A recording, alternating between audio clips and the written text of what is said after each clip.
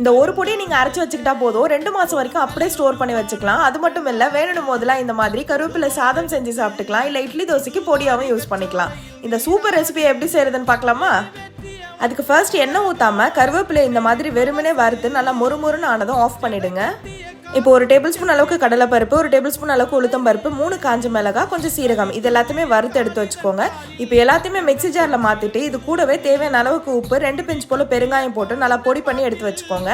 இந்த பொடி தான் நான் 2 மாதம் வரைக்கும் ஸ்டோர் பண்ணி வச்சுக்கலான்னு சொன்னேன்.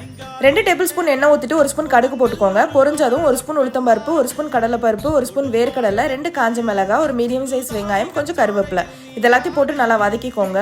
இப்போ சாதத்துக்கு தேவையான அளவுக்கு உப்பு போட்டுக்கோங்க. நம்ம அரைச்சி வச்சிருந்த பொடியும் போட்டுட்டு நல்லா மிக்ஸ் பண்ணிக்கோங்க. இந்த டைமில் நம்ம ரைஸ் ஆட் பண்ணிக்கலாம்.